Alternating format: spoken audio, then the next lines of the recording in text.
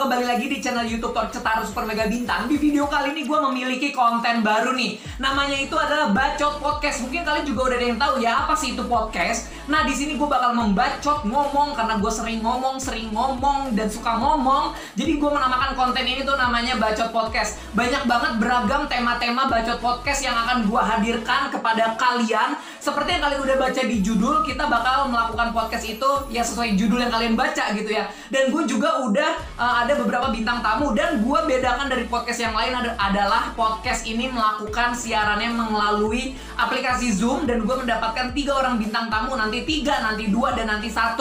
Jadi di video kali ini kita langsung aja mulai podcastnya. Selamat menonton. 1, 2, 3. Halo, kembali lagi di channel YouTube Tor Cetara Super Mega Bintang. Seperti biasa di video kali ini gue memiliki konten baru nih, yang itu namanya Bacot Podcast. Jadi apa sih itu Bacot Podcast? Jadi Bacot Podcast itu di sini gue menghadirkan salah satu bintang tamu, masih ada kok keterkaitannya dengan berbau hal-hal Korea, dan juga gimana ya caranya suka Korea tapi dengan kehidupan sehari-hari dalam bidang pekerjaan gitu ya tentunya.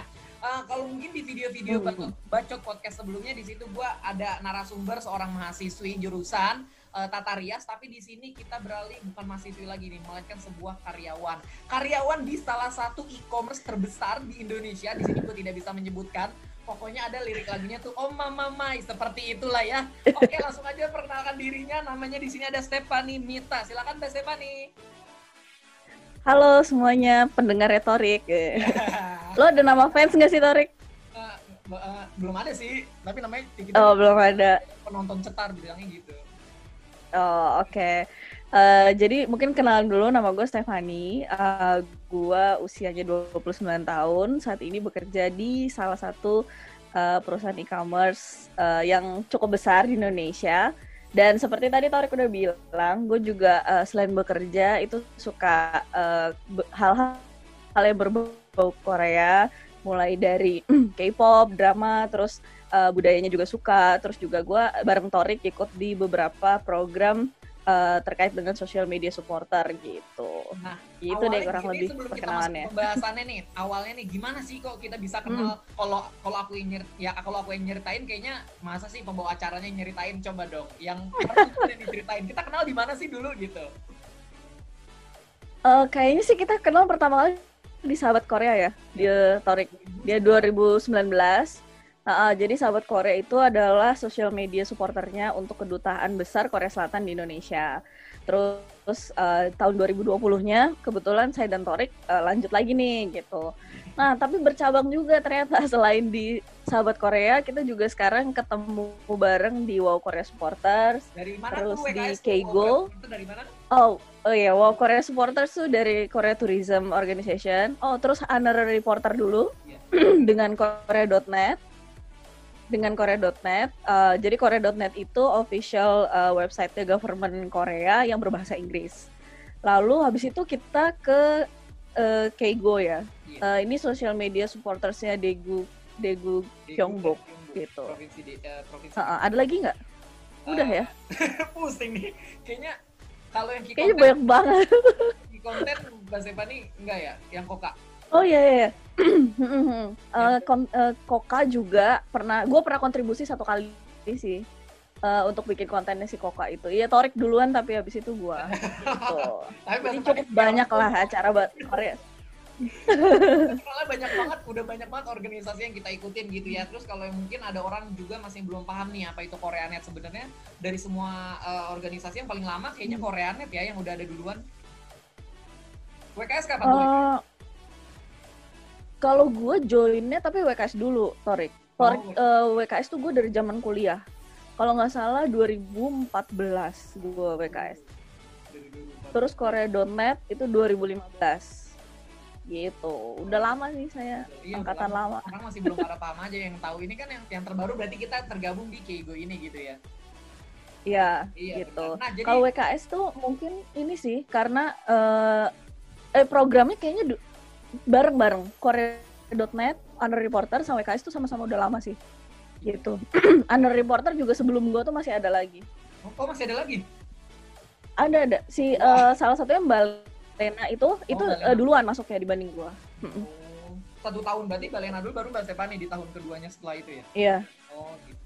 Oke, itu dia tadi perkenalan dari Mbak Stefani dan gue gimana awalnya kita kenal ya. Intinya sih dari perhimpunan Korea-Koreaan juga gitu ya. Tapi seorang Mbak Stefani dia cinta akan kebudayaan Korea, akan organisasi Korea. Tapi sebenarnya pekerjaannya apa sih? Bisa diceritain dong pekerjaannya di mana gitu?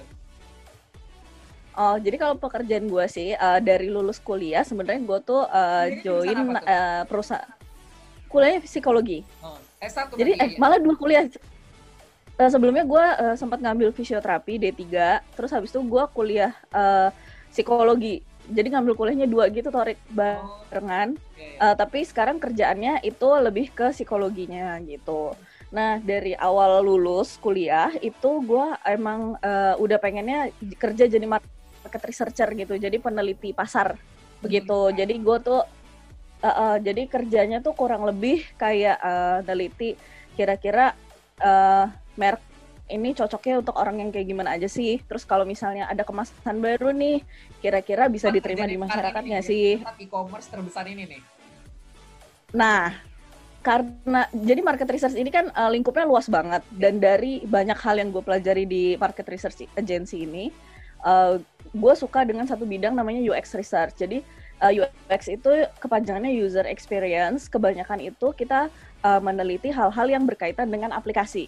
Bagaimana si aplikasi ini, apa yang dibuat di aplikasi ini adalah implikasi dari kehidupan kita sehari-hari, terus habit kita terhadap pakai aplikasi, bahkan habit kita pakai handphone atau habit kita berbelanja gitu misalnya.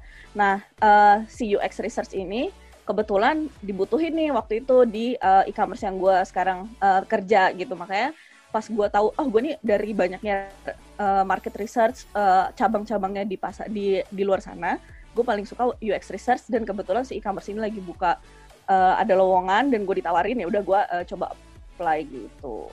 Oke.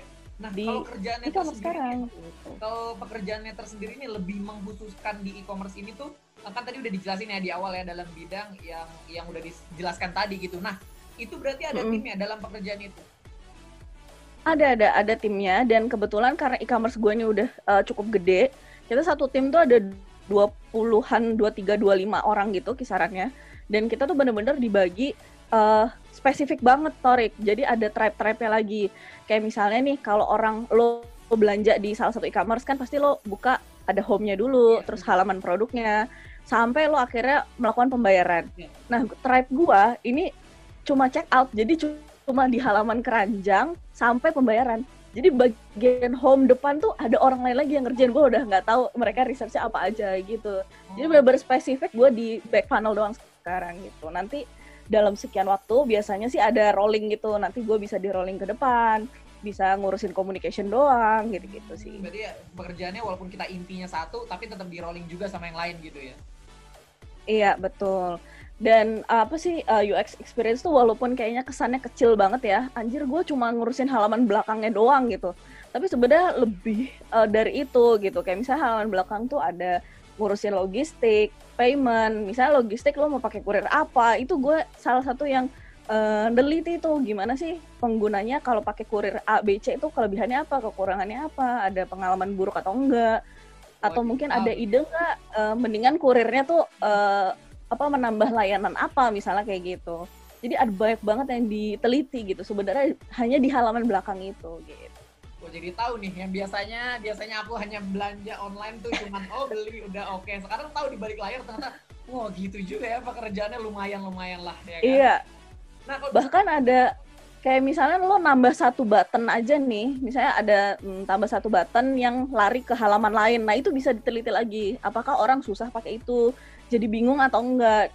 Atau dengan menambah halaman ini, orang malah jadi nggak jadi bayar gitu. Nah, itu kan masalah tuh buat company. Wah gila, orang nggak jadi bayar gara-gara kita nambah satu halaman misalnya gitu. Nah, itu kita bisa teliti lagi gitu. Oh gitu, wah paham sekarang jadi paham tahu. Oh gitu ternyata. Nah, kalau dalam pekerjaan Mbak Stefani tersendiri nih, hal apa yang menjadi tersulit kayak wah ini kayaknya beban banget nih gitu. Pasti ada dong setiap pekerjaan kan. Apa tuh kalau boleh diceritain? Kalau hal tersulit sih apa ya?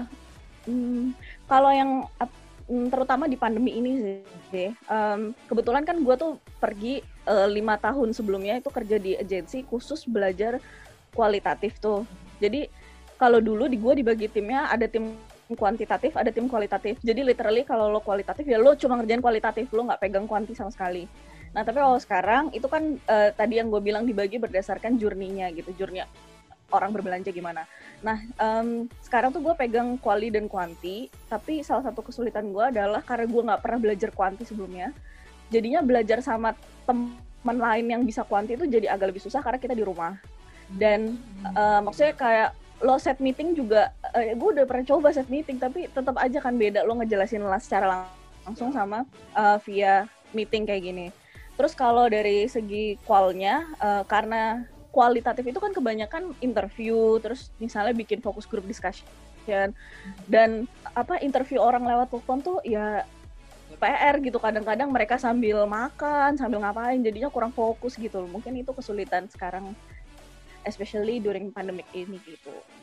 Gitu sih. Tapi kalau misalnya kerjanya sih gue enjoy banget karena dari kuliah emang gue udah magangnya tuh di bidang research ini dan udah tahu emang pengen kerjanya tuh di research gitu. Dan kebetulan gue udah masuknya research dari awal kerja 5 tahun pertama, dan gue juga udah tahu gitu kayak dari research yang gede ini gue paling sukanya UX gitu. Makanya gue ke UX sekarang gitu. Udah terarah gitu ya nanti. Iya. Ini udah mantep deh sampai sekarang akhirnya pekerjaannya.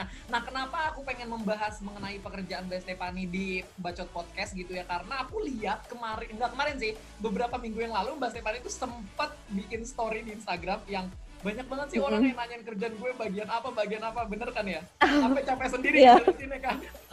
Teman-teman yang mencari tahu pekerjaan Mbak Stephanie ini apa, nanti bakal tetap dipromosin kok ini tayangnya gitu kan. Jadi nanti yang kepo pekerjaannya apa sih, simak nonton ini, kalau nggak paham ulang-ulang aja terus gitu. Iya betul. Jadi orang juga penasaran ya, sebenarnya pekerjaan utamanya tuh apa sih gitu, tuh ngapain sih kegiatannya? Banyak orang pasti tanya gitu ya. Iya, apalagi kan gue banyak banget ikut kegiatan Korea gitu kan, Torik. Banyak banget yang nanya, lu tuh udah gak kerja ya, Steph? Kerja kelas. Kerjaan gue banyak.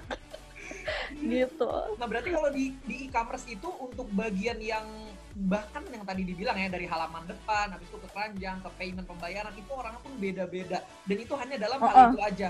Berarti nanti dalam bagian pengiriman, terus bagian yang untuk nge-search kalau di halaman aplikasi itu juga orangnya beda. Pokoknya semuanya memiliki tugasnya masing-masing dalam untuk satu aplikasi itu. Iya, jadi kayak home search itu ada timnya sendiri kayak gitu. Gue tim check out, jadi tim belakang gitu. Wah, kayak gitu, jadi literally ada tim-timnya sendiri gitu. Nah, terus kalau misalkan kita udah selesai nih membahas tentang pekerjaan ya, gimana pekerjaannya, di mana pekerjaannya, pokoknya di e-commerce terbesar lah ya, teman-teman bisa denger tadi. Nah, terus ini kan Mbak Stephanie ini nggak cuma kerja gitu kan, bahkan ikut kegiatan aktif Korea. Gimana caranya membagi waktu? Soalnya nih ya teman-teman, kalau gue ikut acara event-event Korea, kalau gue gini, hitungannya masih seorang mahasiswa, ibaratnya masih ada waktu lah gitu kan. Tapi Mbak Stephanie udah seorang pekerja gitu ya, ikut acara event Korea. Gimana tuh bagi waktunya? Kok bisa sih membagi waktu dengan baik? Nah itu dia, itu berasa banget sih setelah kerja. Dulu kuliah tuh gue lebih aktif, Torik, dari ini sebenarnya. Kayak kerasa banget kayak dari artikel yang gue bikin, konten yang gue bikin tuh jauh lebih banyak dibanding sekarang. Cuma kalau kerja ini, itu emang jadinya terbatas banget. Apalagi lo tahu sendiri lah, kalau research, lo belum ngerasain bikin skripsi kan? Intinya gue tuh kayak bikin skripsi 1 bulan, bisa 3 judul gitu. Kalau kan gue di riset kan, di penelitian soalnya itu tuh sibuk banget. Kadang kalau kita harus bikin draft survei atau lagi reporting itu ya kadang-kadang begadang, kadang weekend kerja gitu. Nah tapi kan tetap aja harus work life balance gitu ya. Jadi dari bos gue dulu di agensi, dia tuh udah ngomong kerja di research itu tensionnya tuh gede banget, pressure-nya gede banget. Jadi lo harus punya hobi yang bisa menyalurkannya. Kalau lo nggak punya hobi, lo bakal cepet gila kerja di jadi peneliti kayak gini gitu. Makanya salah satu hal yang gue suka kan hal-hal yang berbau Korea. Makanya gue selalu sempatkan waktu untuk join hal-hal yang berbau Korea ini gitu. Dan karena gue suka nulis, terus mungkin bikin konten-konten juga di sosial media, jadi gue selalu sediakan waktu sih. Kalau gue kayak bikin planner gitu, Torik, biasanya. Jadi gue tuh gue nggak bawa jurnal gue lagi. Jadi kayak gue bikin ada planner bulanan gitu. Setiap hari tuh gue nulis kerjaan gue hari itu apa aja yang terkait dengan kerjaan sesungguhnya. Sama gue ada notes hal-hal yang itu kayak misalnya gue bikin podcast juga. juga. Misalnya jadwal bikin podcast kapan, terus bikin konten kapan, itu gue udah jadwalin di tanggal-tanggal tertentu gitu. Apalagi kan sekarang banyak ya kita ikutnya kan, ada korea.net lah, ada Keigo, ada WKS, jadi gue udah bikin tanggalnya gitu loh. Ya misalnya weekend pertama gue bikin konten apa, weekend kedua gue bikin konten apa, misalnya kayak gitu. Tapi mostly itu di weekend. Kalau kontennya agak berat, kayak misalnya bikin artikel gitu-gitu kan lo harus mikir banget. Nah itu gue di weekend, tapi kalau misalnya social media yang short caption doang gitu, gue bisa bikin di weekdays, tapi itu juga nggak bisa tiap hari sih. Ya paling seminggu satu kayak gitu. Jadi ibaratnya gitu sih, dalam hobi Korea ini mengrefreshkan kepala dari pekerjaan yang sesungguhnya. Betul. Gitu. Hiburan lah. Iya. Kalau gue betul. Kalau gue bilangnya break the routinity gitu. Walaupun gue kan sehari-hari kerjaan di research tuh nulis banyak banget report ya. Jadi kadang-kadang teman-teman gue nanya kayak, lo sehari-hari nulis banyak report, kenapa lo cari kerjaan lainnya juga nulis artikel gitu, kenapa lo nulis lagi? Begitu? Nah, ya beda lah Torik nih, kalau nulis report tuh scientific banget gitu, bukan scientific ya, pokoknya based on data banget. Juga, kan? Iya betul, walaupun di nulis artikel juga gue pasti do a little research lah, misalnya cek beberapa website gitu-gitu, lihat apa aja yang bisa dimasukin, apa aja yang benar, apa aja yang enggak beritanya gitu. Tapi paling enggak karena ini hal yang sesuatu yang gue suka gitu, jadi gue nggak pernah ngerasa ini tuh beban gitu, ngelakuin hal-hal yang berbau Korea ini gitu. Gitu sih. Juga nih ceritanya nih, kisahnya. Oke. Nah, berikutnya nih, kalau misalkan Korea itu identik dengan K-pop dan K-drama, ya kan? Kita semua tidak bisa menampik itu semua, ya kan? Pasti orang Korea, aduh pasti K-pop, pasti K-drama. Nah, tadi kan kita udah ngomongin tentang organisasi yang kita ikutin dalam pemerintahan Korea ya, bikin artikel, postingan, intinya kayak ya support Korea gitu lah ya intinya. Nah, tapi kalau dari segi K-pop sendiri atau K-drama nih, kalau kita mungkin kalau K-drama jatuhnya ketontonan lah ya, tapi kalau K-pop kan seorang idol, bisa dibilang role model, public figure gitu lah ya. Bukan berarti aktor, enggak aktor juga, tapi kita lebih bahas ke K-popnya. Kalau K-pop sendiri Mbak Stephanie suka nggak sih? Oke. Suka banget. Waduh, mana? Kayaknya gue pertama kali terjun. Sekarang gue sukanya Stray Kids sih, yang lagi sering diikutin banget gitu. Nah, kalau pertama kali terjun Stray Kids. Kalau terjun pertama kali ke dunia Korea K-pop nih dari tahun kapan? 2011. Itu zamannya 2PM. Jadi 2PM itu kakaknya Stray Kids nih di JYP. Jadi awalnya gue 2PM dulu, terus ya nonton konsernya. Cuma kan sekarang mereka lagi wamil nih, makanya nggak ada kegiatan. Tapi Uyong habis ikut variety show gitu sih. Ya itu mereka. Terus habis itu karena gue sempat lihat ini loh, si Stray Kids tuh kan sempat bikin yang variety show itu kan, yang sebelumnya kayak audition gitu. Iya. Yang menentukan 9 orang Stray Kids itu. Nah itu gue sempat nonton itu dan gue mulai suka Stray Kids itu dari situ gitu. Oke, nah kalau misalkan ngomongin dari si acara itu kesukaan nih, biasanya siapa di Stray Kids? Nah itu dia, gue tuh nggak pernah punya yang satu yang gue suka banget, susah banget, sumpah deh. Pasti ya. Iya semuanya itu dia susah banget deh, gue nggak bisa kayak mungkin kalau dari leadershipnya tentunya si Chan ya, Bang Chan. Kalau dari visualnya sekarang yang lagi hits banget kan si Hyunjin tuh, iya banget, rambut panjang ya, iya kan? Lagi mulai suka nih sama Stray Kids, tapi aku baru suka itu baru 2 lagu doang sih, yang Backdoor kemarin. Iya, boleh God's Menu ya? Sama, enggak, aku sukanya 2 lagu doang, yang Stray Kids ini belakangan ini, yang Backdoor sama juga apa tuh? Kemarin tuh apa, yang Good Menu ya? God's Menu. Kan? God's Menu, ha? Iya itu. Iya. Aku suka itu doang. Terus olengnya di 2 MV ini kan iya banyak banget iya, betul banyak banget teman-teman gue juga jadi suka Hyunjin sejak si God's Menu ini. Bener. Kan jarang ya orang rambut panjang tuh bagus banget gitu loh hasilnya, ini tuh bagus banget aja. Luar biasa emang. Keren banget Hyunjin, astaga. Ya itu dia lah. Terus kalau apa ya yang cute gitu kan si IN tuh, adiknya, maknanya gitu sih. Jadi gue nggak punya dia satu orang yang gue suka banget gitu di Stray Kids. Soalnya kalau si Hyunjin ini gimana ya, dia cowok dia, tapi punya rambut panjang bagus, belum tentu cewek panjang kayak dia gitu kan. Betul dia keren banget sih sejak rambut panjang. Kalau misalkan girl band nih ada yang disuka nggak yang ceweknya atau cuman Stray Kids aja? Kalau girl band ada yang gue apa ya regularly denger lagunya, tapi gue nggak terlalu ngikutin day to day kegiatan mereka, variety show yang mereka tuh nggak gitu. Nah kalau lagu yang gue suka denger ya paling Blackpink. Terus ya itu sama, dulunya gue juga suka denger 21. Jadi kayaknya gue selalu kakaknya siapa, terus gue ke adiknya gitu. Gitu sih kayaknya. Siapa gitu yang mengikuti zaman. Iya. Oke, nah tekan gitu. Ke pembahasan berikutnya nih, kita udah bahas tentang K-pop juga. Mungkin kalau drama apa nih yang lagi ditonton belakangan ini? Wow, gue lagi nonton Do You Love Brahms kalau yang ongoing. Kalau yang baru selesai ditonton kemarin, yang bukan yang ongoing? Wah, kalau yang baru selesai yang gue suka banget tuh ada 2 sih. Yang baru-baru ini selesai itu The King pertama, karena ya gue kan fans Lee Min Ho nih dari dulu ya. Dari zaman kuliah gue fans Lee Min Ho. Pasti lu nggak tahu kan Lee Min Ho dulu pernah fan meeting di Indonesia, Torik? Lu pasti masih kecil banget sih. Iya, aku nggak tahu malah. Inilah membedakan. Ya, jadi Lee Min Ho dulu.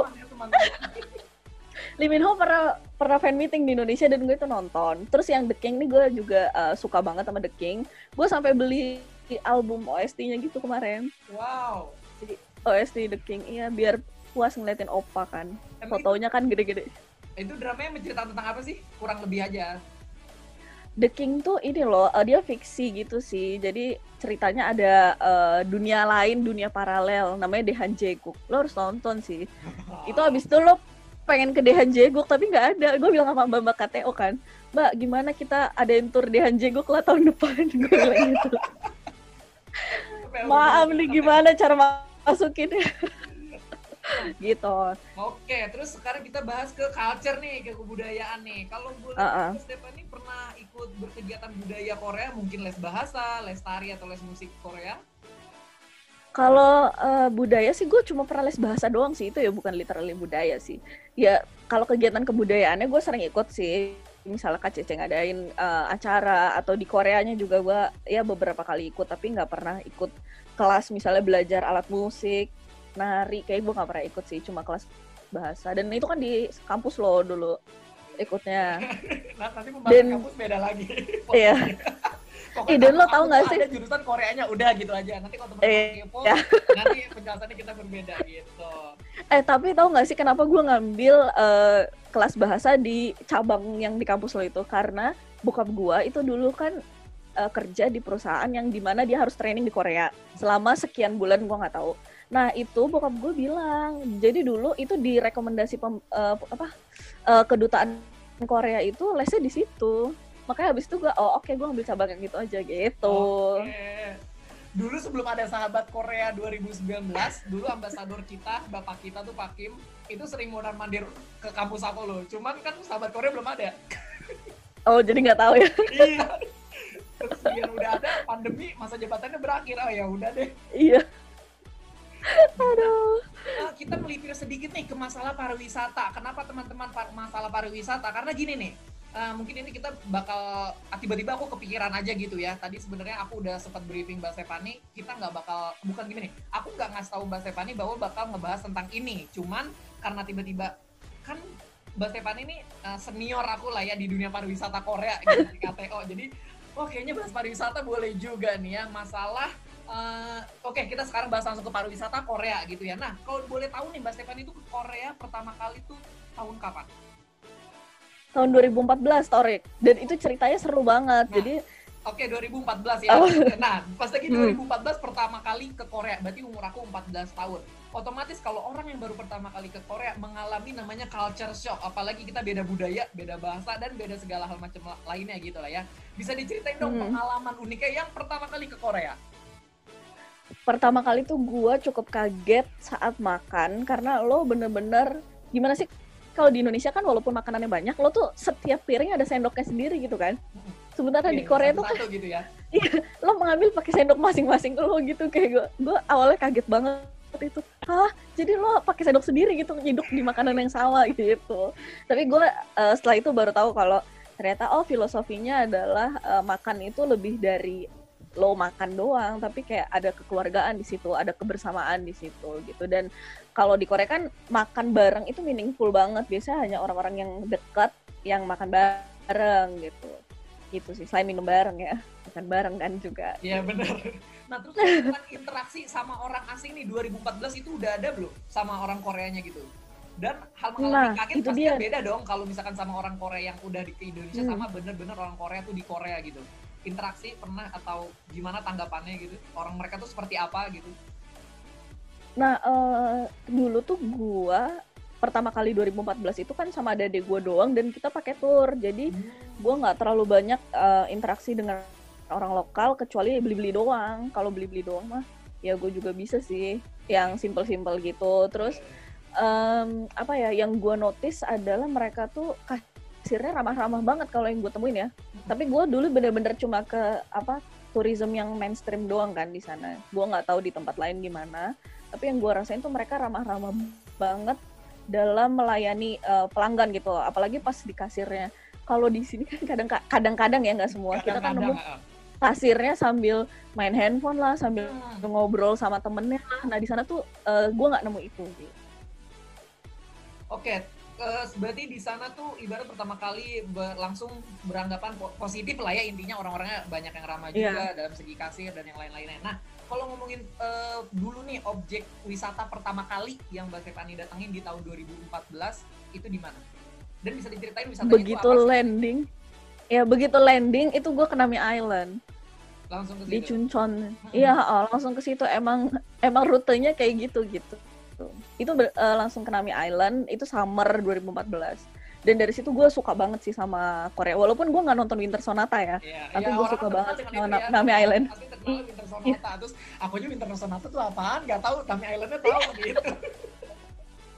Iya kan karena drama itu kan, itu bagus banget sih. Dan gue walaupun rame, apa ya, menurut gue tenang gitu. Si Nami Island mungkin gede juga dan banyak pepohonan, banyak spot-spot juga yang sepi. Jadi lu kalau misalnya pengen nggak ngapa-ngapain, nongkrong, ngelamun doang itu oke banget sih Nami Island. Gue suka banget sih. Ya makanya salah satu cita-cita gue tuh kesana 4 musim, Torik. Jadi so far gue baru summer sama 2 kali winter. Jadi gue masih punya autumn sama fall gitu. Autumn sama fall sama aja. Spring sama autumn. Gitu. Nah kalau untuk mungkin ada nih penonton Torik Cetar yang kepo, kira-kira kalau rekomend, jadi gini ya teman-teman, jangan ngira kayak enggak kayaknya enakan musim dingin deh, kayaknya enakan musim panas deh. Jadi di sini kenapa gue ngajak ngobrol sama Mbak Stephanie, karena Mbak Stephanie itu bolak-balik Korea tuh udah sering banget, nggak bisa kehitung lagi gitu loh. Nah kita langsung, karena Mbak Stephanie sama kayak kita orang Indonesia, menurut Mbak Stephanie nih rekomendasi untuk orang Indonesia kalau ke Korea itu enaknya musim apa sih, kayak ini kayaknya enak nyaman buat elu deh gitu. Nah itu dia susah nih Tori. Kalau menurut gue setiap musim tuh punya ciri khas, apa ya, uniknya sendiri. Betul, ciri khas sendiri dan banyak hal yang bisa lo nikmati di setiap musim gitu. Karena berhubung gue datangnya summer, menurut gue summernya di Korea tuh ya kayak di Indonesia aja sih hawanya. Jadi kalau lo mau cari hawa yang beda, jangan datang summer gitu. Walaupun banyak banget tempat wisata itu yang bagus di summer. Apalagi si Gyeongju apa tuh ya gue lupa, yang kayak Royal Tom gitu, itu bagus banget kalau summer karena dia rumputnya hijau, terus langitnya tuh biru, itu kalau di foto bagus banget gitu. Nah tapi kalau misalnya lo mau cari yang beda, ya lo datangnya spring atau spring, fall atau itu winter gitu. Cuma gue harus ini sih woro-woro dulu nih, winternya di Korea itu harsh banget, jadi kering banget. Gue pernah kesana yang tahun 2017 itu sampai minus 22 derajat di Pyeongchang. Wah gila banget. Itu kan pas Winter Olympic tuh. Jadi kebetulan gue bareng acara Korea.net. Induction ceremony-nya tuh ke Pyeongchang. Jadi kita nginep 2 hari semalam tuh Torik di Pyeongchang sebelum openingnya Winter Olympic 2017. 2018 atau 2017 ya, gue lupa itulah. Nah itu sampai minus 22. Jadi itu kalau nggak salah titik terdinginnya Korea saat itu gitu. Oh itu mau mati sih, gila. 22 mana pas lagi Mbak Stephanie di situ lagi ya? Iya ya, betul. Gue lupa lagi Winter Pyeongchang 2000 berapa ya? Itulah pokoknya. Ya, 2017 kayaknya. Terus kalau misalkan gini, itu kan kalau tergantung, berarti kembali lagi tergantung orang ya. Mau misalkan beda dari Indonesia boleh, mau yang sama kayak cuacanya di Indonesia juga boleh. Tapi kalau misalkan rekomendasi nih untuk dari seorang Mbak Stephanie, kalau yang emang rookie, baru pertama kali ke Korea gitu, lebih baik pergi ke Korea sendiri atau pakai tour sih? Menurut gua Korea itu aman banget kalau lo mau jalan sendiri juga sih. Walaupun lo nggak bisa bahasa Korea, gue juga kan sebenarnya bahasa Korea nggak bagus-bagus banget. Terus gue juga baca Hangul lemot banget. Jadi apa ya, gue ngerasa tetap nggak apa-apa gitu kalau lo mau jalan sendiri gitu, karena aplikasi yang disediakan Korea itu udah bagus banget. Jadi kayak lo kalau mau ke sana ya tinggal download aja Nevermap misalnya. Kalau lo nggak bisa Hangul, tinggal lo ketik aja pakai huruf biasa. Terus di Nevermap itu udah lengkap banget juga. Gue kayak promosi WKS banget ya. Nah, si Nevermap itu tadi nanti juga aku bakal promosiin KCC sih. Semuanya juga. Iya, si Nevermap itu kan udah oke banget. Jadi bahkan nih kalau lo yang backpacker kan, gue kalau kesana kebanyakan backpacking ya. Jadi kayak di Nevermap itu misalnya lo udah tahu nih pengen ke restoran mana, atau lo cari rekomendasi restoran mana dulu di internet, terus cari di Nevermap, lo bahkan bisa ngecek harga menunya tuh berapa. Jadi lo bisa kalkulasi dari sini lo bakal habis duit berapa sama gitu. di sana gitu. Dan ya. gue biasanya betul. Dan gue biasanya literally semuanya itu udah dari sini gitu loh, tarik udah dihitung. Kayak misalnya hotel gue udah pesen dari sini. Terus kalau misalnya gue mau keluar kota, misalnya dari Seoul ke Nami Island kan gue harus naik ITX. Itu keretanya gue udah beli dari sini juga, dari website Korel. Jadi semuanya itu udah calculated thoroughly gitu loh. Jadi dengan teliti. Gitu ya? Betul, tinggal makan aja sih. Aduh, gue tuh makan sering boncos di situ sih, kayak beli street food yang gitu-gitu kan. Gue anak jajan banget ya. Kalau makan beratnya gue bisa ngitung nih, tapi street foodnya gue kagak bisa ngitung sumpah. Karena enak-enak banget Torik jajanannya gitu kan. Iya, kayak misalnya lo ke kafe mana, itu bisa lo cek dari sini dulu gitu. Kalau lo emang mau ngitung secara detail lo bakal habis berapa gitu sih. Jadi gue rekomen banget itu si Nevermap itu gitu. Kalau misalkan dikasih pilihan nih ya, orang mungkin banyak yang nanya, kalau dikasih pilihan, lebih baik nih kalau ke Korea, penginapannya biasa aja, tapi wisatanya itu yang banyak dikunjungi, atau wisatanya ya udah sekedar wisata, tapi penginapannya tuh yang ibaratnya nyaman, ngerti kan, yang kayak hotel tuh berbintang, pokoknya gitu, lebih mending mana tuh? Dan kalau misalkan Mbak Stephanie pilih yang mana, dan alasannya kenapa? Nah, ini dia nih, kalau gue tuh kan suka tipe travelingnya yang backpacking, jadi literally gue biasa hostel aja, yang sehari gitu ya? Iya, yang biasa banget, yang lu kalau single, gue tapi biasa nggak dormitory, kan ada tuh beberapa orang kayak teman-teman kita kalau ke Korea ada yang satu kamar berapa orang gitu. Nah gue biasa nggak kayak gitu sih, tetap gue lebih suka yang sendiri. Jadi di Korea itu banyak juga hostel yang satu kamar sendiri, literally single bed gitu. Jadi harganya lebih murah dibanding lo yang kasurnya gede. Itu paling kayak ya 300-400 ribu, 500 ribu per malam gitu ya, kayak hotel-hotel di Jakarta aja kan sebenarnya gitu. Nah terus kenapa gue lebih suka yang sendiri, karena barang gue banyak pertama. Jadi gue nggak enak gitu kalau misalnya barang orang lain gitu. Kadang tuh gue bawa satu koper kosong gitu ke sana, karena gue kan belanja mulu ya kalau di sana.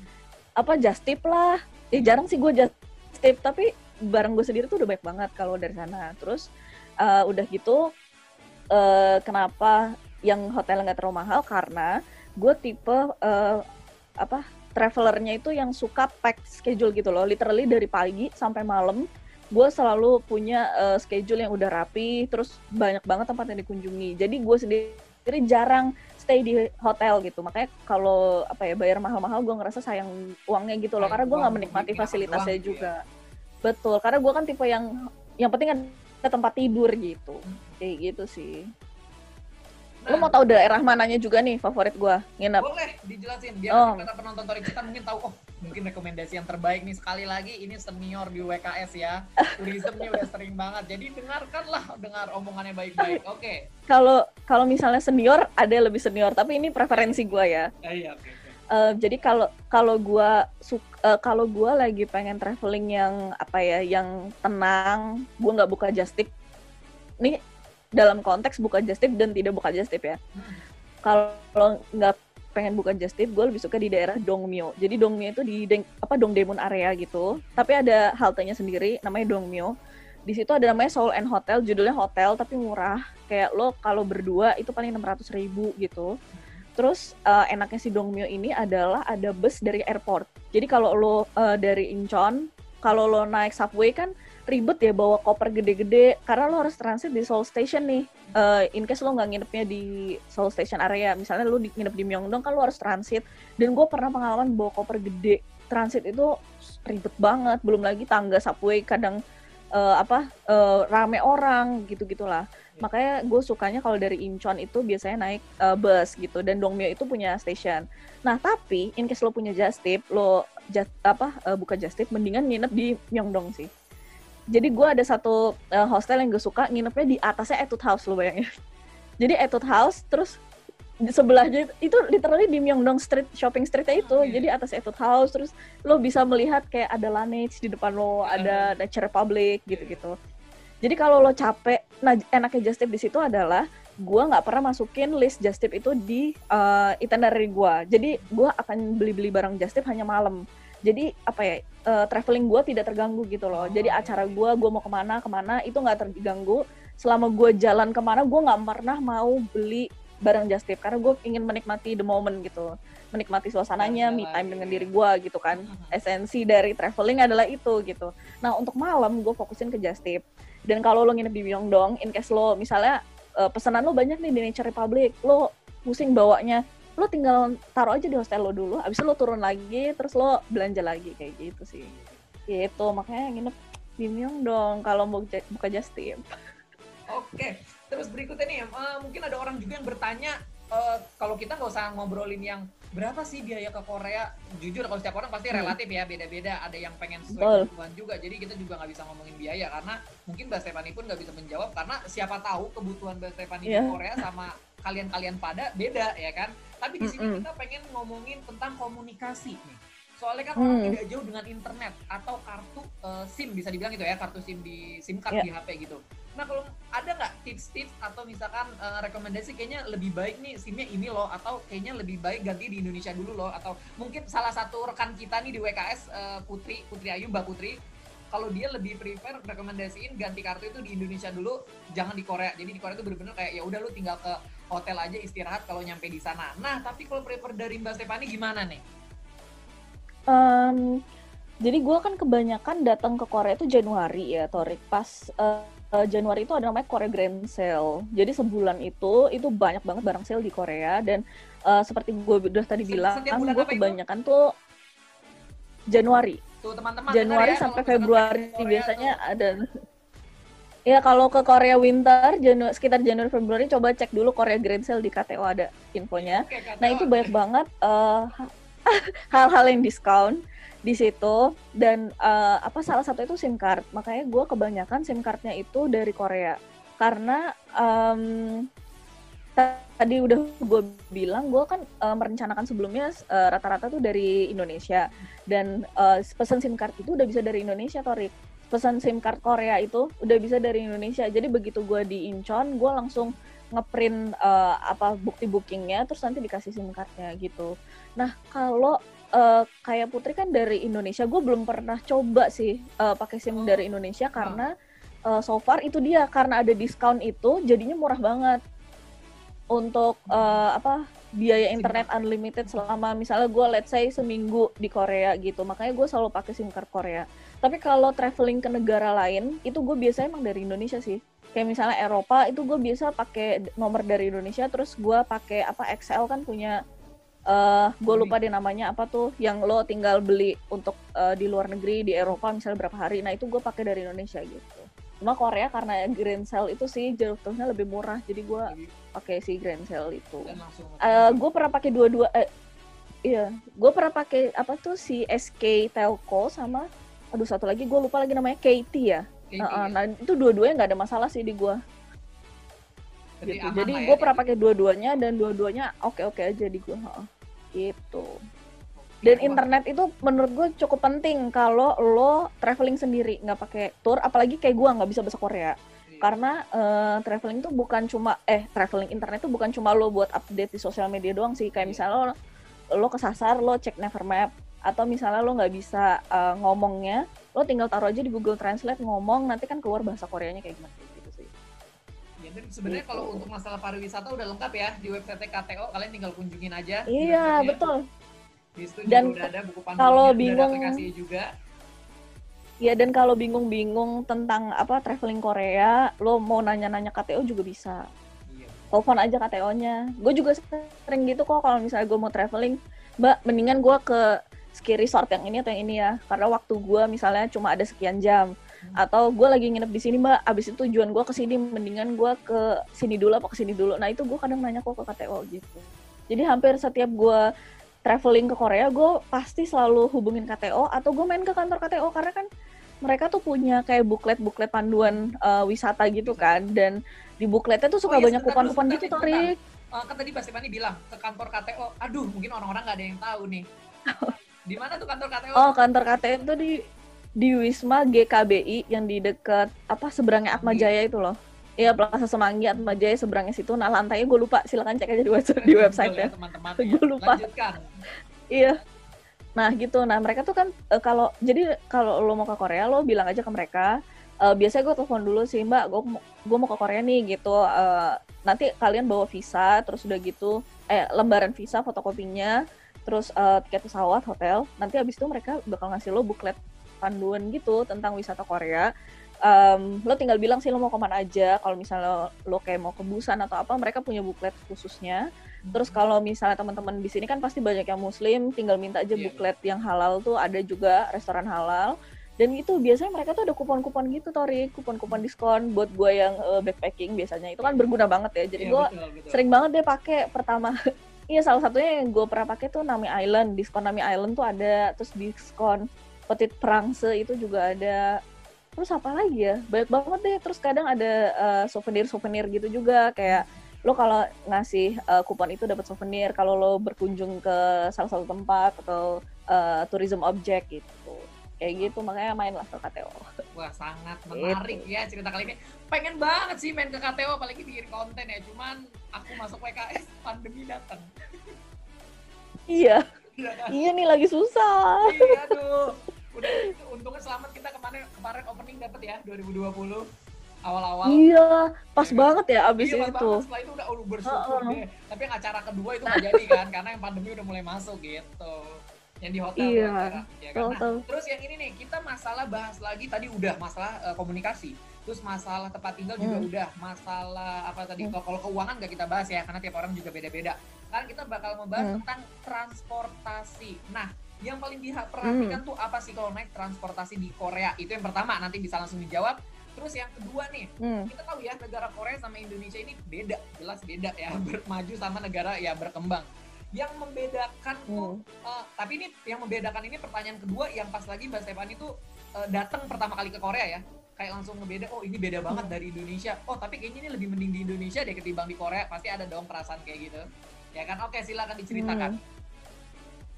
Kalau ngomongin transportasi mungkin dua yang utama itu kan subway-nya sama busnya kan. Dan gue tuh tipe yang kalau bikin itinerary itu udah lengkap banget gitu, Torik. Jadi gue literally nih misalnya dari penginapan gue mau ke Dongdaemun Design Plaza gitu, DDP. Misalnya mau ke sana. Nah, gue tuh bener-bener udah cek dulu sebelumnya di Nevermap atau di Kakao Map. Kalau gue naik subway, itu gue naik line berapa, gue harus transit di mana, dan exitnya itu keluar exit berapa.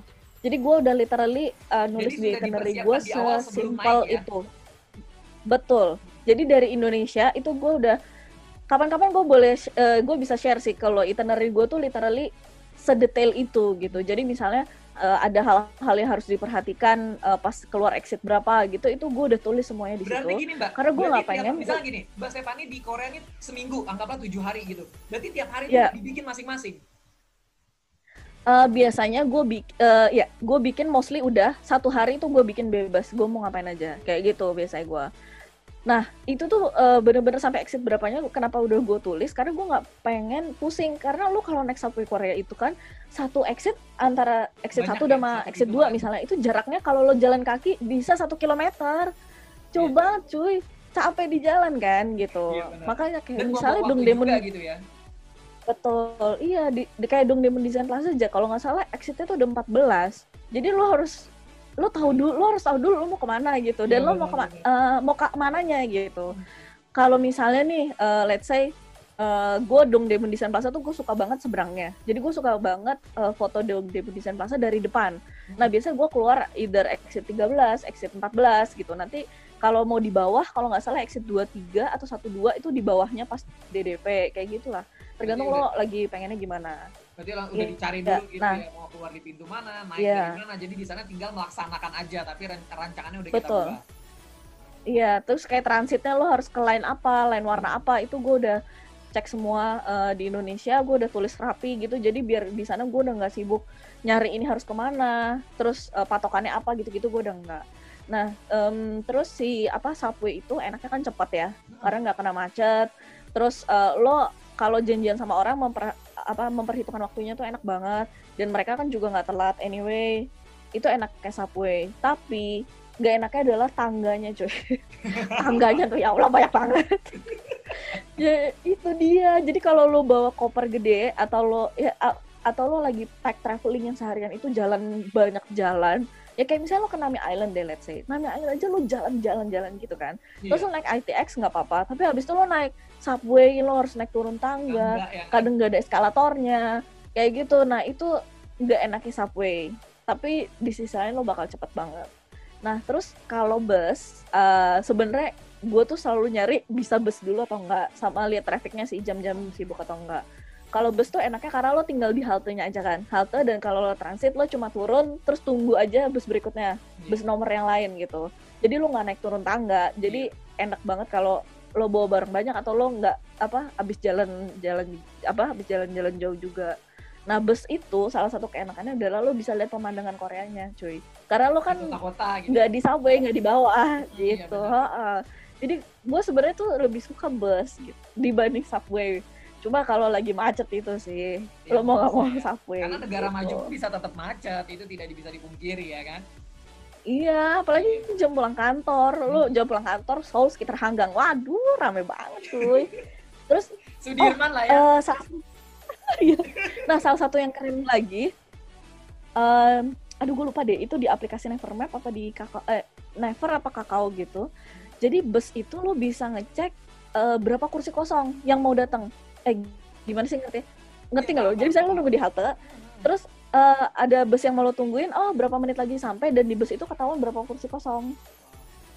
Jadi itu gue juga baru tahu dari terakhir kali gue ke Korea. Temen gue kan kebetulan tinggal di Suwon, nah dia ngasih tahu, Step yang ini kursinya penuh, lo berdiri mau nggak, satu lagi datangnya 5 menit lagi ini kosong gitu. Jadi lo bisa tahu lo duduk atau enggak gitu. Keren banget sumpah. Iya gitu, sampai sedetail itu gitu, keren banget kan. Jadi selain informasi bus itu misalnya ada di haltenya, kan ada beberapa halte yang nyajiin kayak lo bakal datang berapa menit lagi atau jam berapa datangnya gitu. Di aplikasi itu juga bisa dicek gitu, Tori. Itu sih yang luar biasa yang mengejutkan gue. Terus yang kedua itu yang mengejutkan. Nah yang kedua yang bikin kaget, apa ya, dibandingin Indonesia ya, kalau dibandingin MRT kita sih menurut gue udah at par lah, sama lah. Iyalah, iya. Banyak cuma aja. Yang bus itu menurut gue, yang bus itu keren banget sih. Ada aplikasi yang lo bisa ngecek bau kosong. Yang bus itu ya. Iya, itu sih. Apalagi ya? Udahlah itu aja kayaknya. Nah terus udah berarti bisa sharing masalah transportasi itu. Jadi teman-teman di YouTube Tori Cetar udah pada tahu ya, berarti lebih enak ini ketimbang ini. Sebenarnya kembali lagi ke orang masing-masing ya. Kebutuhan juga. Subway. Tapi kalau saran dari Stefani kayaknya lebih cepat subway. Tapi kalau pemandangan bis, tapi resikonya kena macet itu dia. Betul. Nah, misalkan rekomendasi, mungkin orang udah pada tahu ya kalau belanja itu di mana tempatnya, ya kan, belanja Korea. Jadi mungkin belanja kita udah nggak belanja, bahas nggak ya? Boleh deh dibahas, di-sharingin dong. Tergantung nih lo mau belanja apa dulu. Kalau belanja terkenal dengan apa biasanya? Iya, skincare gitu-gitu kan. Sama kalau Indonesia gitu loh. Iya, sama. Iya kan. Nah, kalau betul kalau misalnya kayak skincare gitu-gitu ya yang terkenal kan Myeongdong atau Hongdae atau Ehwa. Tapi beberapa waktu terakhir itu gue lagi suka banget ke Garosugil di Gangnam. Itu tuh tempat barang yang dijual sebenarnya banyak juga sih yang kayak di Myeongdong, dan nggak seramai Myeongdong, tapi kayak view-nya tuh jauh lebih bagus gitu. Dan kebetulan karena gue pengguna skincare di Ordinary, kalau lo tau di Ordinary, nah itu store-nya di Korea tuh cuma satu-satunya ada di Garosugil, makanya gue suka main ke Garosugil gitu. Dan kalau teman-teman ke Garosugil pas autumn itu bagus banget view-nya. Silahkan searching sendiri Garosugil during autumn. bagus banget. Jadi lo sekalian belanja, sekalian menikmati suasananya gitu. Iya. Dan Oke. banyak kafe-kafe lucu gitu deh kayak. Ya oke, nah terus sekarang Udah berikutnya nih. silakan. Oke, sekarang berikutnya nih ke ini bukan pertanyaan sih, lebih ke pernyataan iya atau tidak. Katanya ya, kalau misalkan tempat wisata, objek tempat belanja gitu ya, belanja souvenir atau skincare segala macem, hal-hal ya yang di pinggir jalan gitu, kalau misalkan tempatnya itu sudah banyak orang asing, itu lebih mahal ketimbang dengan, maksudnya gini loh, tempat turis, paham kan ya? Kayak tempat turis itu lebih mahal barang-barang ketimbang bukan yang tempat turis. Katanya lebih banyak orang ngomong seperti itu. Gitu. Kalau kayak skincare kan harganya tuh udah sama ya. Kalau misalnya lo kayak beli di tokonya, itu lo mau di cabang mana aja tuh sama. Yang ngebedain adalah bonusnya sih, Torik. Jadi misalnya lo beli, let's say 100.000 won, lo dapat 1 sheet mask kalau di satu tempat. Tapi kalau itu bukan di tempat turis, biasanya lo bisa dapat 2 atau 3 kayak gitu sih emang berasa. Tapi kalau harga sih menurut gue nggak terlalu beda jauh. Oh, sama kalau kayak di Myeongdong kan banyak yang suka beli kaos kaki itu ya. Kayak 10.000 won dapat 10 plus 1 gitu kan. Nah itu emang gue sempat dikasih tau sama mbak KTO. Salah satu mbak di KTO, kalau beli di Dongdaemun Market, apa sih Dongmyo Market apa Dongdaemun Market ya, gue lupa namanya, pokoknya daerah situ lah gue tahu. Nah itu emang lebih murah sih. Emang di situ juga nggak banyak turisnya. Mungkin itu kali ya, ada beberapa barang yang lo mendingan belinya nggak di area turis gitu. Pengaruhi juga berarti. Tapi kalau lo, iya tapi kalau nggak mau ribet sih ya Myeongdong itu sih udah satu area. Gue kalau nggak mau ribet mikirin harga ya maksud gue. Dan waktu sih, kayak mendingan waktu gue buat jalan-jalan yang lain gitu. Iya bener juga ya, karena ya kan kesana juga bukan kita menetap di sana ya untuk liburan gitu. Iya. Menghargai waktu untuk diri sendiri berlibur di sana gitu. Nah terus kita mau bahas apa lagi nih ya? Semuanya udah mungkin terjawab nih sama teman-teman gitu ya, penasaran juga. Karena gini nih, ini gimana ya di YouTube gitu kan ya. Aku kan emang ngebahasnya spesialin ngebahas tentang Koreaan kan ya. Tapi ditanya, Torik udah ke Korea belum? Akan ke Korea, udah. Jadi jangan banyak nanya mulu. Banyak yang komen gitu, amin, banyak orang yang udah doain gitu. Nanti tenang aja gitu. Iya lah Torik. Orang kan nanya kepo ke aku kayak gini, gimana sih di Korea gini-gini? Lah gak tahu, belum bisa. Jadi aku mikir siapa ya konten yang tepat. Oh iya, seniornya di WKS bahas gitu. Jadi mungkin para penonton yang nonton dari awal sampai akhir udah tahu dan udah jelas ya di Korea itu seperti apa, rekomendasinya seperti apa. Nah untuk mengakhiri nih video kita di akhir kali ini ada satu pertanyaan gitu ya. Cuman pertanyaan ini tidak terkait dengan wisata atau kebudayaan atau segala macam. Ini lebih ke opini sih, pendapat pribadi gitu. Jadi kemarin tuh Mbak Stephanie tahu dong aplikasi TikTok?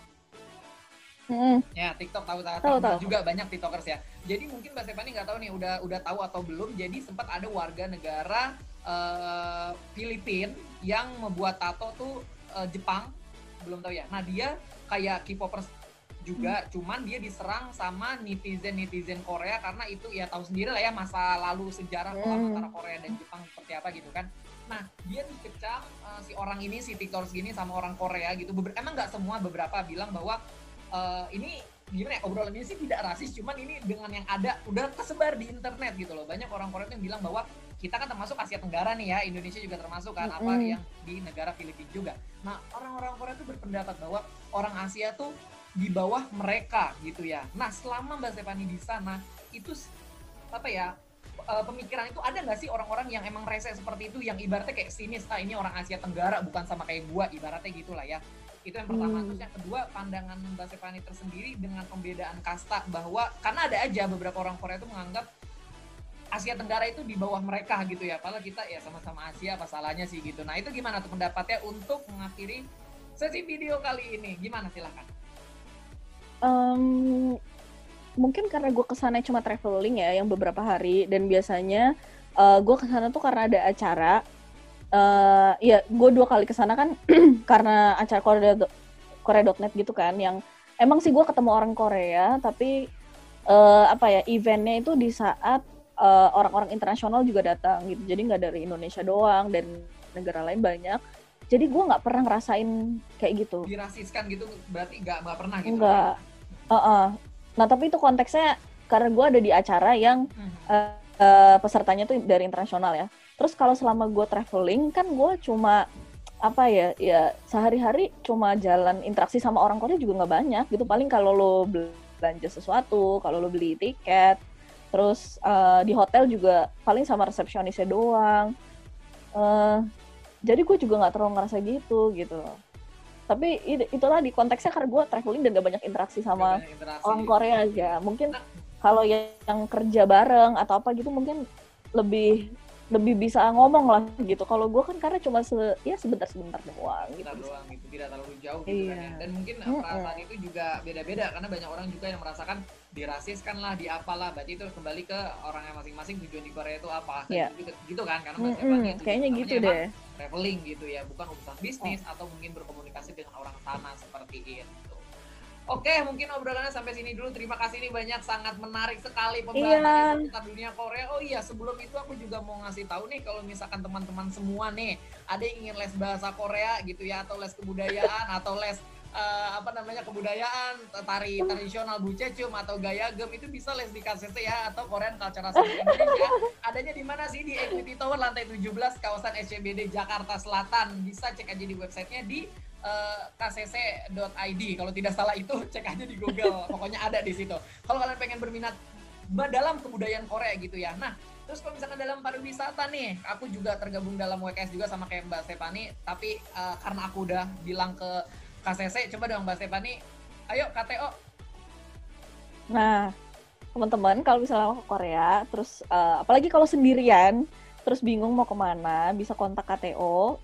Tadi kantornya ada di Wisma GKBI, lantainya gue lupa, silahkan cek sendiri. Terus bisa lihat juga Instagramnya KTO ID, di sana tuh banyak banget inspirasi buat teman-teman ke Korea.